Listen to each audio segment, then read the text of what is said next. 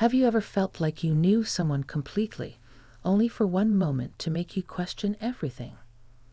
That's exactly what happened the night Kevin, my son, stayed behind after dinner.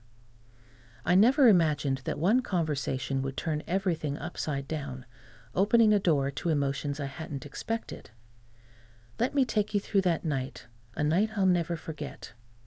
By the way, drop a comment below and tell us from which city you're watching. I'd love to know where you're tuning in from. I had always thought I knew my son, Kevin. He was 30 now, a man with a steady job and a life that seemed to be unfolding just as we planned. He came over every Sunday for dinner, like clockwork. It was a simple routine, one that made me feel grounded, like nothing could ever shake the stability we had. That evening, though, something felt different. It was subtle at first, like a ripple in water, something that caught my attention without me quite realizing why. I was in the kitchen, cleaning up after dinner, when I noticed Kevin hadn't moved to grab his coat like he usually did. He wasn't getting up to leave, not even to check his phone like he always did. "Are you staying a little longer tonight?" I asked, drying my hands on a dish towel, a slight smile playing on my lips. He looked at me, his eyes a little softer than usual. "Yeah, I was hoping we could talk for a bit."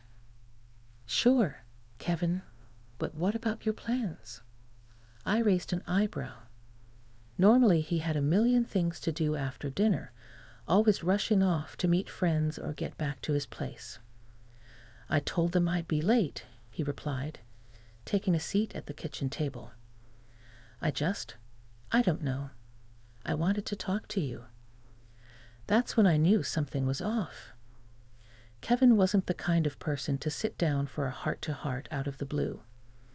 We'd had those talks before, but they were usually about surface-level things. Maybe his job, his friends, the usual. But this was different. My heart skipped a beat, and I wiped my hands nervously on the towel again, trying to act like I wasn't suddenly on edge. "Okay," I said softly, turning to face him. "What's on your mind?"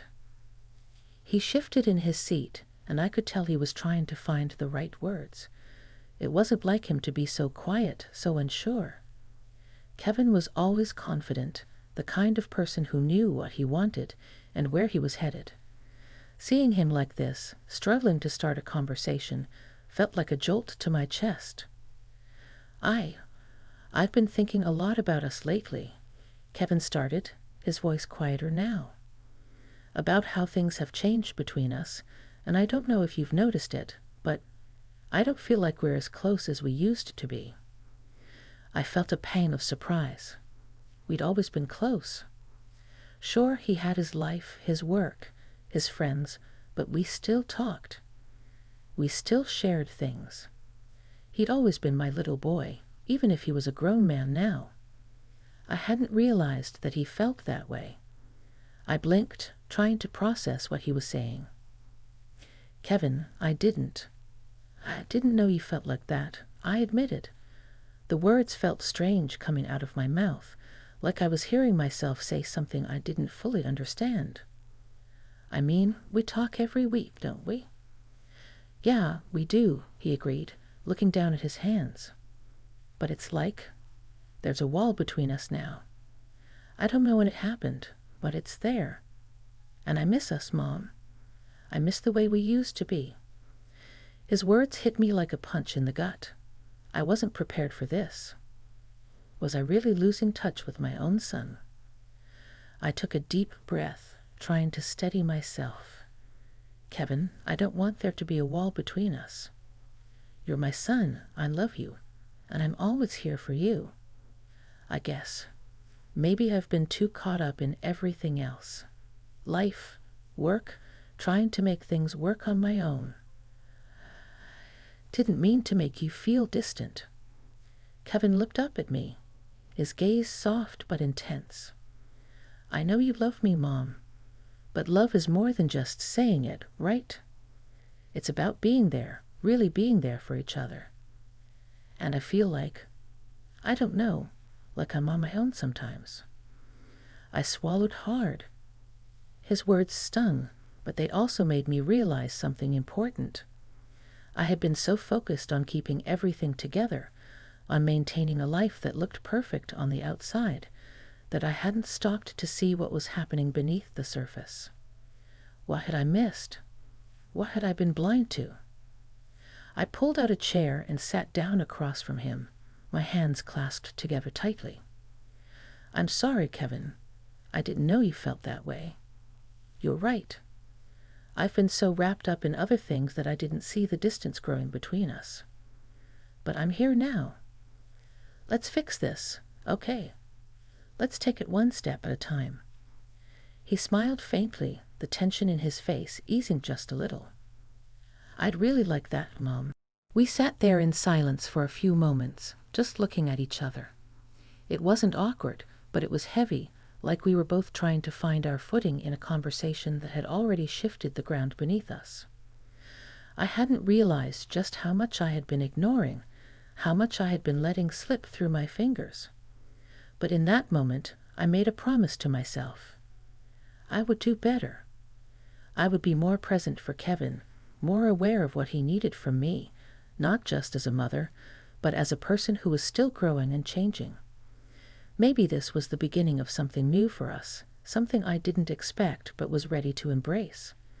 It was the following Sunday when things really started to shift. Kevin arrived at my house just like he always did, though this time it felt different. I had a weight in my chest, a quiet urgency, and I couldn't stop thinking about our conversation from the previous week. We hadn't talked much since then, but the distance had started to feel like it was closing, and I knew that things between us were changing. I was trying, in my own way, to rebuild what had been lost. Hey, Mom, Kevin greeted me, his usual smile on his face, but there was something else behind his eyes. It was that same softness from last week, like he was unsure if he could be open with me again. The kind of hesitation that you don't expect from your son, especially after all these years of him being the strong, confident one. Hey, Kevin, I replied, trying to act casual. How was your week? Anything new? He dropped his bag by the door and shook his head. Not much, just the usual. Work's been crazy, you know. But I've been thinking a lot about what we talked about last week. I nodded, my heart rate picking up. I wasn't sure where this was going, but I knew it was important.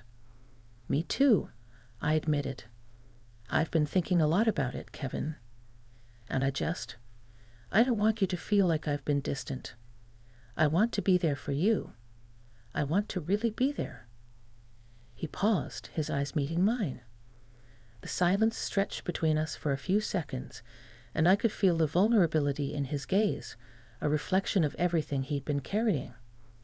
Then he sighed, sitting down at the kitchen table. I know you're trying, Mom, but it's like I don't know how to talk to you about some things anymore. You were always there for me when I was growing up, but now I don't feel like you really see me, you know. Like you don't understand what I'm going through. I could feel the sting of his words, but instead of getting defensive, I let them sit with me. He was right. I had always prided myself on being a good mother, someone who could sense what Kevin needed even without him saying it. But somewhere along the way, I'd stopped truly listening to him. I had stopped seeing him as a person, not just my son. I'm sorry, Kevin, I said, my voice thick with emotion. I didn't realize I was making you feel that way. I've been so focused on trying to fix everything, to make sure we're okay, that I forgot to really ask you what you need. I'm sorry for not being the mom you need right now. Kevin looked at me, his expression softening. It's not just about being a mom. It's about being someone I can talk to. Someone who gets me, even when I don't know how to explain it myself. I felt a lump form in my throat, and it wasn't easy to swallow. I could tell this conversation was opening up something in Kevin that he hadn't shared before, and I wasn't sure how to handle it. but I knew I had to try. "I hear you, Kevin," I said, my voice steadying as I sat down across from him. "I want to be that person for you. I want to be the one who gets you. But you have to help me understand. I don't know what's going on in your world unless you tell me. I can't read your mind, and I can't keep pretending I know what you're going through." He looked down, his fingers fidgeting with the edge of the table. I know. It's just hard, Mom. There's stuff I'm dealing with. Things I can't talk about with just anyone. But you're my mom. You're the one person who's always been there, and I want to tell you, but I don't know how." His words were raw, laced with so much emotion, and it hit me harder than I expected. Kevin was struggling with something deeper than just a casual conversation, and I was just beginning to realize the weight of what he'd been carrying. He was still my son, but he was also his own person, an adult with his own life, his own challenges, and I had to remember that. "You don't have to explain everything all at once," I said softly. "But whenever you're ready, I'm here. No judgment, no rush. Just tell me what's in your heart, Kevin. I want to be the person you can come to, no matter what." He smiled, though it was faint, almost like he didn't fully believe my words. "Thanks, Mom. That means a lot to me. I guess I'm scared that you'll look at me differently, or that you'll be disappointed in me. I don't want to lose you." His confession shook me. "Kevin, I'll never look at you differently. You're my son, and no matter what, I'll always love you. You haven't lost me. I'm here. You don't ever have to feel like you're alone in this." He nodded slowly, taking a deep breath, and for the first time in weeks, I saw a flicker of relief in his eyes. It wasn't much, but it was enough to make me feel like I was doing something right. It felt like a small step forward, but in this moment, that was all we needed. The weeks that followed felt like a quiet storm passing through us. There was a shift in the air every time Kevin came over, and even though we didn't talk much about that night, the one that had opened up so much, it lingered between us, silently pressing us to make things right. The tension was still there, but it was no longer that thick, uncomfortable wall. It was more like an open door, waiting for us to walk through it. Kevin and I found ourselves having more honest conversations, even if they were brief or awkward at times. The connection was growing again, but it was slow, like two people trying to find their rhythm after years of dancing around each other. It was another Sunday when the breakthrough came. Kevin showed up as usual, but this time, something was different. His eyes had a certain determination in them, a spark that hadn't been there before. I could feel it as soon as he walked in the door. "Hey, Mom," he greeted, his voice light, almost too light, like he was carrying something beneath the surface that he wasn't ready to share.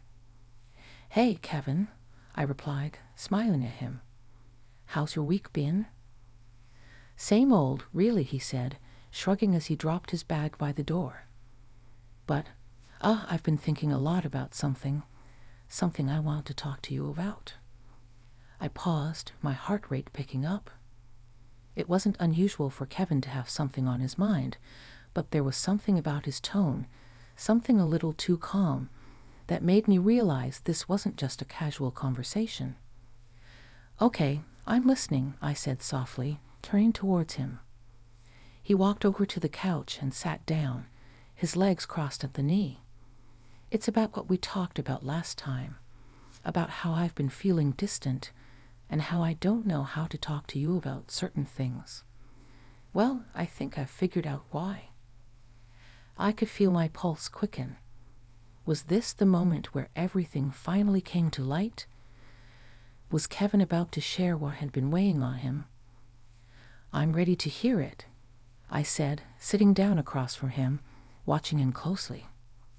Kevin took a deep breath, his fingers tapping nervously on the arm of the couch. He wasn't looking at me now. His eyes were fixed on the floor, like he was afraid to meet my gaze. "It's not easy to say, Mom," he began slowly, his voice steady but filled with uncertainty. "I've been thinking about how we've always been close, how you've always been there for me, and how I've always been able to count on you. But I think there's something I've been holding back, something I've never told you because I didn't want to hurt you. But I can't keep it in anymore." I sat there in silence, my breath caught in my throat. What was he about to say? My mind raced, my heart pounding in my chest.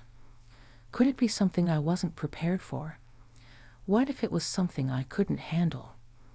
I think I've been keeping a part of my life from you, Mom.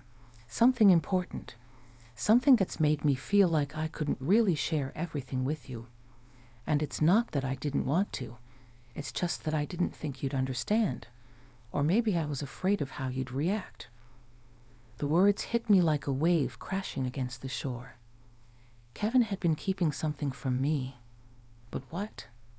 My mind flashed to every moment I could remember from our past conversations.